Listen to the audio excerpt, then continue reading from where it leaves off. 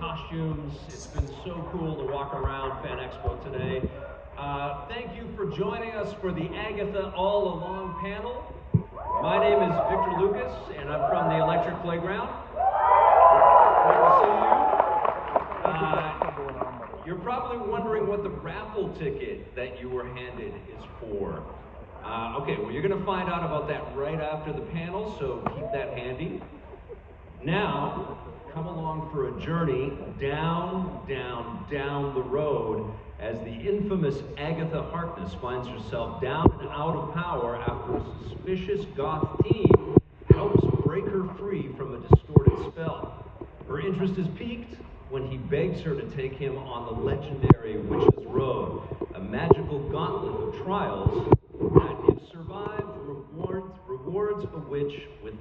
missing. Please help me in giving a huge Canadian welcome to the writer, director, and executive producer of Agatha All Along, Jack Schaeffer.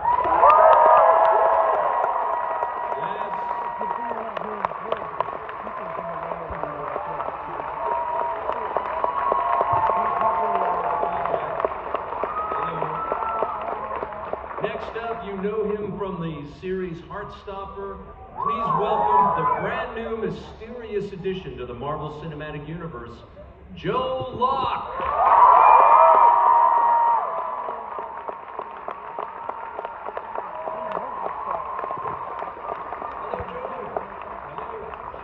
And you know and love her from countless amazing roles, but we are all here to celebrate the return of the Wicked Witch of WandaVision. Please welcome the star of Agatha All Along, Kathryn Hahn.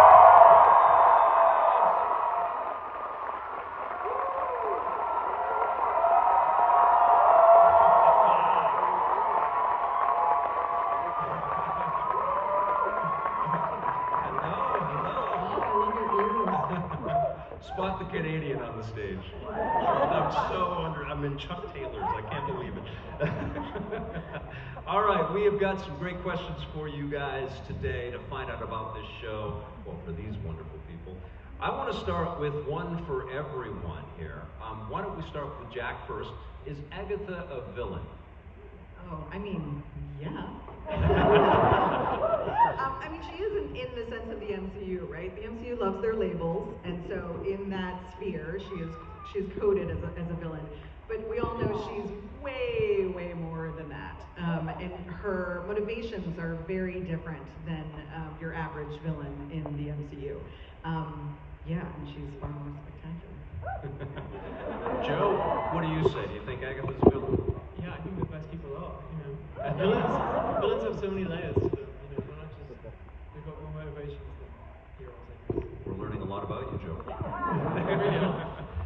And Kathryn, what do you think? Is Agatha a villain?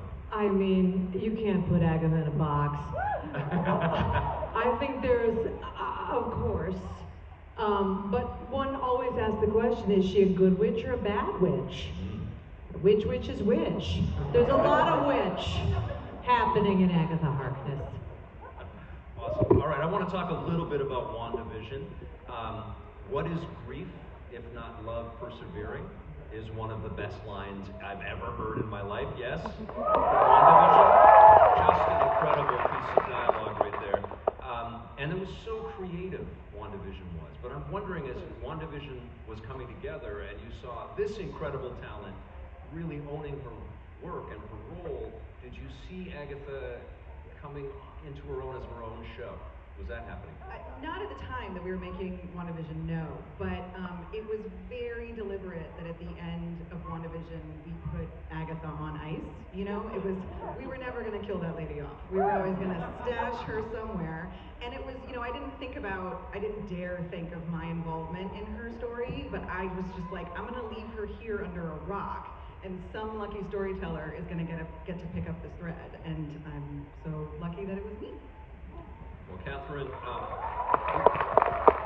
we hadn't met with her today, but you totally took my breath away on WandaVision. Like, from the minute you walked on stage, it was just electric, and it was clear that people were going to, like me, everybody was going to fall in love with you and your character. And so it was a masterclass, and congratulations. And how does that feel to become this phenomenon? Because the whole world kind of became aware of you all at once. Well, WandaVision came out during the pandemic. Yeah. So, and I have no social media, so it was kind of happened in this weird, beautiful vacuum where I would go out with my mask on and with my kids, the grocery store, and I kind of started getting a sense when people started sending me those memes of me winking, my big mouth. So I kind of had a sense of it. But all I know is that, like, the part was so delicious. Yeah. And when I heard witch, I was like, yeah, I think it's all led to this my whole life. So I was very, very excited to join the MCU in this capacity in particular. It was very exciting. Amazing. Joe, I've got to ask about joining the MCU. I mean, this is quite an incredible addition to your story, which is still evolving. How did that feel to get asked to become part of Marvel?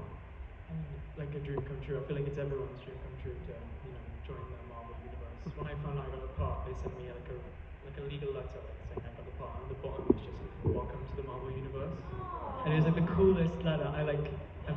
It was just the best feeling. Because I've been in my audition process for so long, and by the time I got the part, it was almost like relief more than anything. Yeah. I was so invested in it. I was like, if I don't get this part now, I'm gonna. Yeah, I don't know. But, so finding out I got it. Yeah. You could have just framed the letter. Yeah, I'm gonna. Yeah. All right. Now, obviously, Agatha was a standout character in WandaVision, Jack. But she's in a very bad way at the beginning of Agatha all along. What is transpiring here? How does she get out of the pickle that she's in at the end of WandaVision? Yeah, well, we left her entirely powerless. Wanda had taken every scrap of her power, which is like, at the start of Agatha all along, we've never seen Agatha at sort of square one, which as a storyteller like that was so appealing to put her in kind of her nightmare scenario. And then on top of that, this mysterious teen shows up and he pitches her the idea of the fastest, best way to get her power back is to walk the witch's road. But in order to do that, she has to form a coven. So this is worst case scenario number 2 for Agatha. First, she's powerless. Second, she has to have sisterhood. And it was just way too much fun to put her in that scenario where she has to be. Yeah, it's like barf. I'm curious for all three of you if you were fans of Marvel prior to this work. Were you ever a reader of the Marvel comic books? I have two, like I said, 2 kids, so that was kind of my entrance into Marvel, was kind of through them. And I love the scale. I love anything big scale like that takes big swings and yet still feels human. Yeah. So I was always a huge lover of watching them. I just love the humor also. Yeah. The tone was really fun. Yeah. And again, I feel like WandaVision had such a specific tone. So unique. Yeah, that just felt kind of, again, like a little wicked stepsister, off to the side, which felt really, really fun to be a part of. Joe? Yeah, I mean, I grew up with the MCU. I was 5 when the first Iron Man film came out, so I feel like it's through my childhood. Yeah, we're all so old! We're all feeling great, Joe. That's awesome. So, I grew up with it, and it feels like a very integral part of my childhood, and now I'm in it, which is great. It must be surreal, right? I mean, the biggest budgets, and they make the most money, and everybody loves them, and then you're a part of it. Yeah, It must be surreal. Jack, what about yourself? Actually, I mean, I wasn't, to be perfectly honest. I've always been a sci-fi kind of gal and very into fantasy when I was young. So I was always in the genre space, but I didn't know much about Marvel, and I hadn't worked on anything superhero-y, and my first job at Marvel was for Black Widow. And I think it actually served me. But it was, I think it helped me because I didn't come at it from the canon. I came at it from, Scarlett is a remarkable performer, and I was so fascinated by what she had established as that character and what we could do in her standalone. And then as I continued on in other projects, every time I didn't know much about the comics, and they would, the Marvel people, Mayor Lavanos, our executive producer, she would set things in front of me, and I'd be like, oh, that is cool, yeah, like that. Which I think is probably a pretty healthy way to come at this in a way, isn't it? You want the audience to be brought in. You don't have to be so inside baseball. Yeah, well, and I think it's really beautiful now, this sort of full scope of what is Marvel, that the comics are beautiful pieces of art that exist on their own, and then the films and the TV shows exist on their own. It's just, it's an explosion of artistry, I think. Absolutely. Let's talk about the medium of witches as fiction and as material to create these stories. What is it about that side of the world that's so entrancing for you to develop for? For me, in the writer's room, that was sort of one of our first orders of business is what is a witch, especially what is a witch inside the MCU.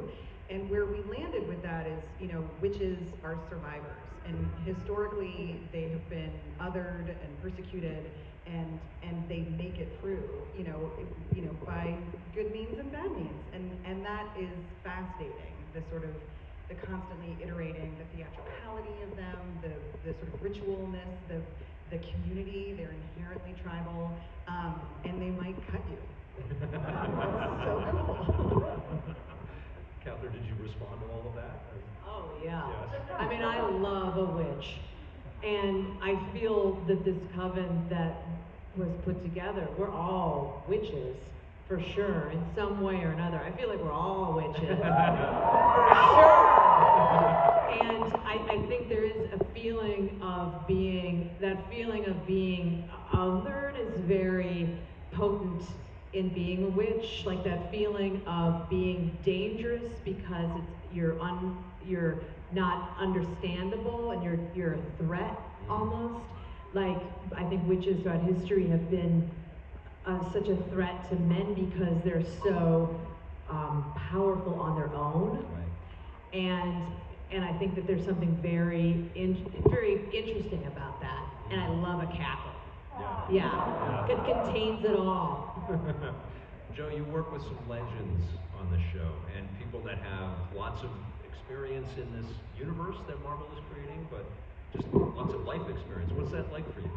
I mean, it was like, I've saved so much money on drama school because I just got to watch these amazing people work. How's your cackle? Oh, my cackle is not. I can't. I tried my best. Work in progress. But it doesn't work. Yeah. Now, there's a ton of musicality. We saw that in WandaVision. You had your own music video, which was incredible. It was so good. Amazing. Called a music video. That's so exciting. It was amazing. We were all singing it. It was great. But Joe, are you also now involved in the singing and the making of music with the witches? Is that happening? Yeah. Yeah. He was Oh, on we're in Broadway. spoiler territory. Oh, I'm so sorry. I mean, it was, we have Pat LaPone on our campus, so to be able to, Yeah. doing music with Pat LaPone is like the best. It's almost like there's so much pressure that there's no pressure because you can't top her, so Right. you may as well stop trying. Just have fun. Just let her go. That's amazing. Jack, I'm sure everybody's seen the trailer, right, for Agatha All Along?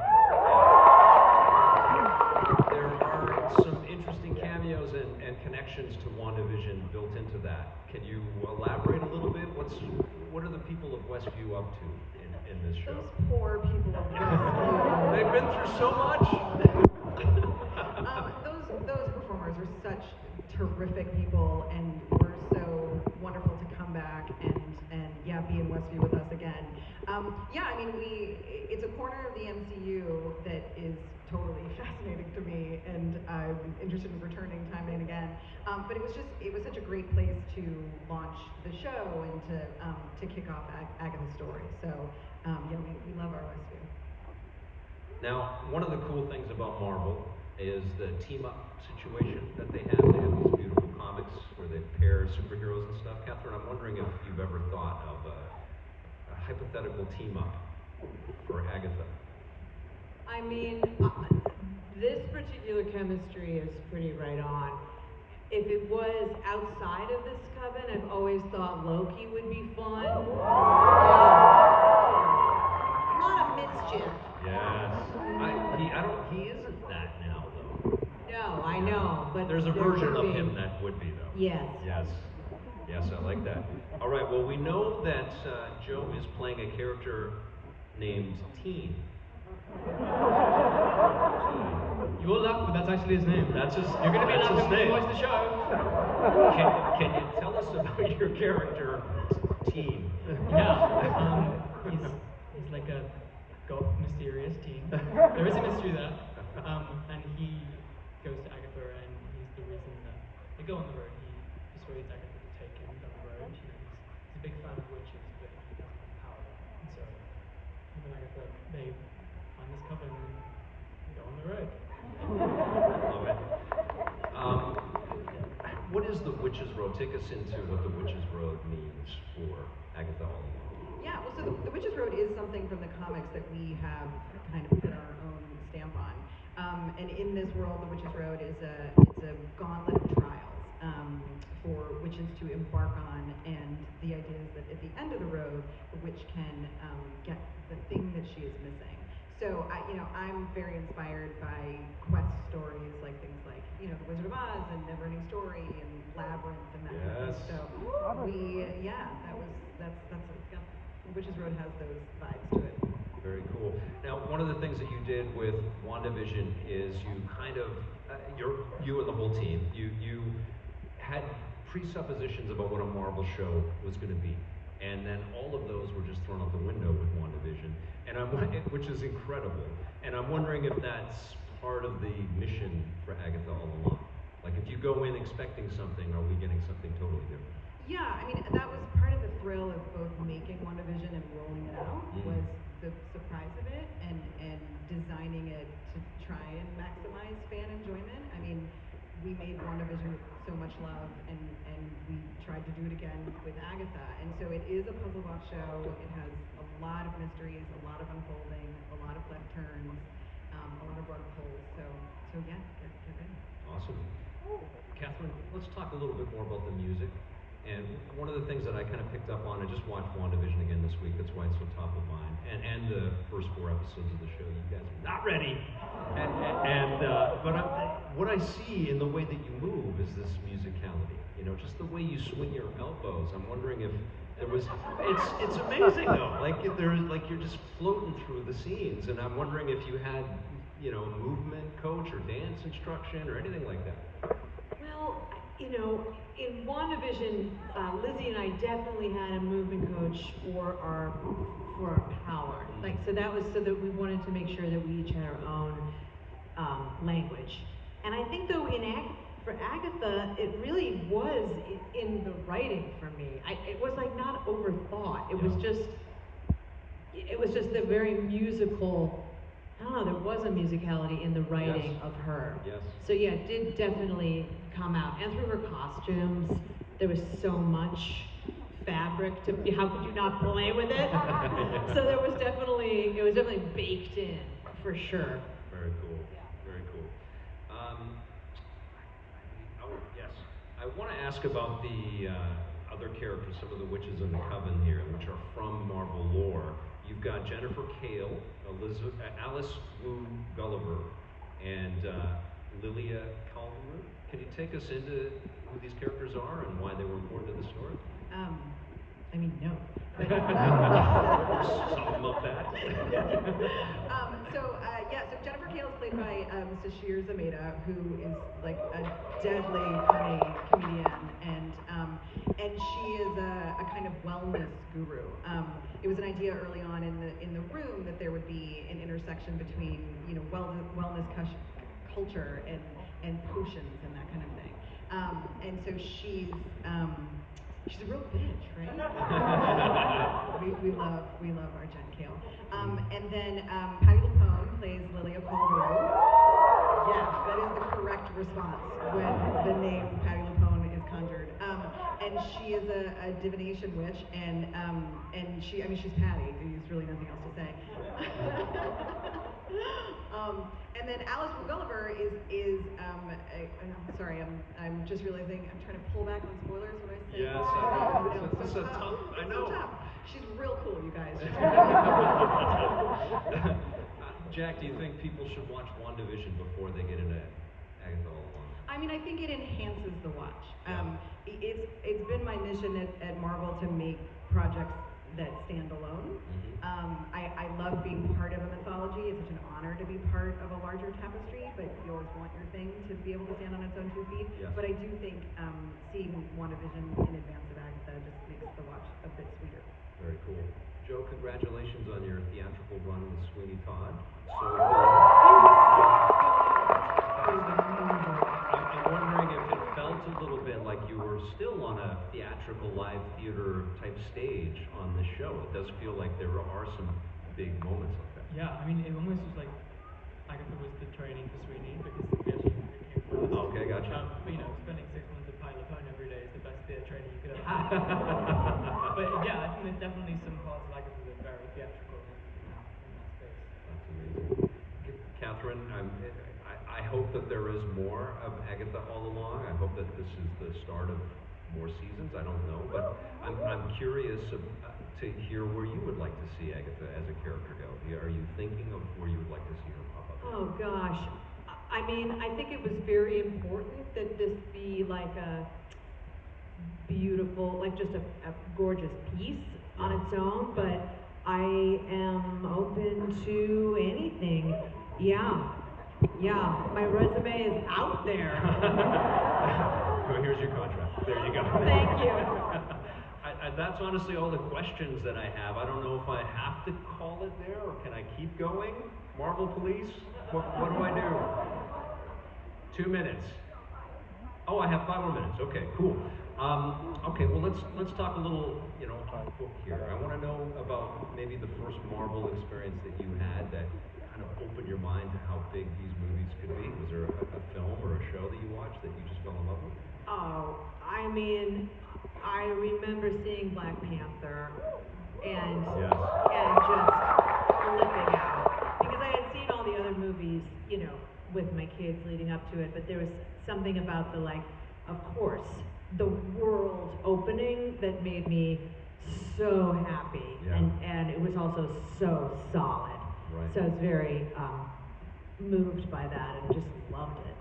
Jack, is that something that surprises you too? The way that these kind of they're fantasy infused and they're first audiences that people think of as specific, but they cross over and entertain people that I think surprise people. Yeah, I mean, Black Panther came out when I had first started working there, and so it was the first premiere that I was invited to. And I'm here to tell you that the Black Panther premiere, if you felt the world tremble, that was the Black Panther premiere. It was so beautiful and so important. And I just drank all the Kool-Aid. I was like, I'm so lucky to be here. Look what they're doing. It's all so special. And and at that time I was like, I think Thor Ragnarok is amazing, and it is amazing. But Black Panther, just knocked me down. And I think Marvel tries to with every project do something new, and that is invigorating as an artist. Joe, do you want to tell us your character's name? Teen. His name's Teen. It's Teen. That's right. It's an interesting name. Very unique, very unique. Babies are going to be born named Teen. Okay, well, actually, I do have one more for every one of you. Without spoiling the moment in the show, can you tell us about your favorite day working on Agatha all along?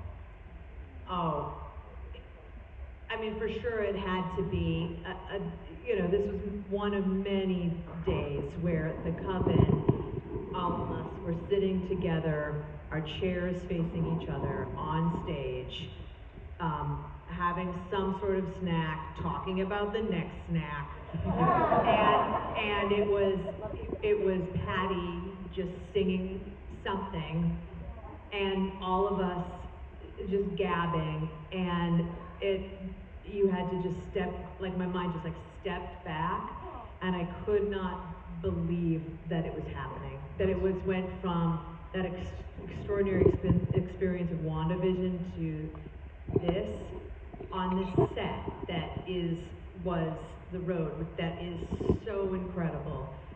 It really felt like a fever dream in a good way. It was it really was magic.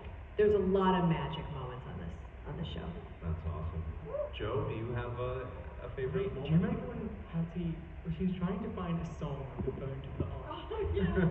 And she I don't know how she found, but she found this conservative Christian song called "I Married Up," and it was about this Southern man finding a wife who he can put in her place, and she ironically was singing this song and then listening to lyrics and getting so angry at it. It was so funny because she was like, turn this off, turn this off. She was singing along at the same time. She couldn't help it. You're selling so many Patti LuPone records at this panel. It's amazing. And Jack, it must be just this most incredible thing to watch all of these performers just bring it all to life. Absolutely. I mean, we have the absolute best cast. It's an embarrassment how terrific this cast is. and how well they connected. And they're all witches, and there was a lot of magic on set. And as Kathryn said, that we did a lot practically. The show was almost entirely practically, and so all of our our special effects and the road that we built, yeah, it was bananas. All of those folks together. Amazing. Well, this is a surreal moment for me, I have to tell you all. This is incredible. I was watching your show, on my TV in my basement the other day, and here I am on set with all of you. It's incredible. Let's give it another round of applause to the cast.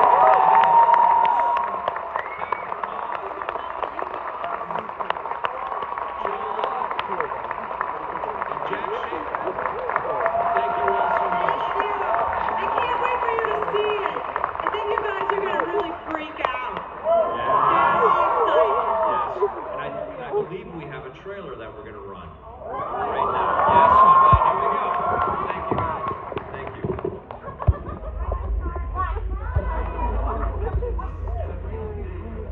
The Cosmos Witch.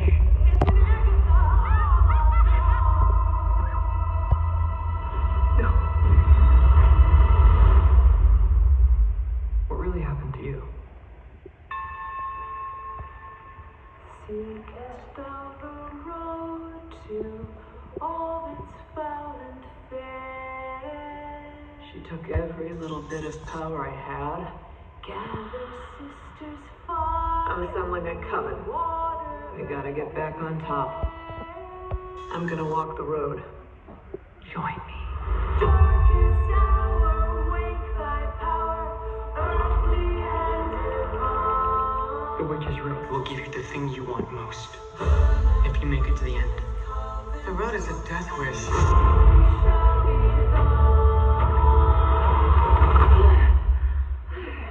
Heard you guys were having a party. Shall we? It will test us in our knowledge of the craft. We don't even know what we're up against. Her worst nightmares. How do we pass this trial without any power? We survive, like witches have been doing for centuries. What happens next? I just need these witches to get me to the end.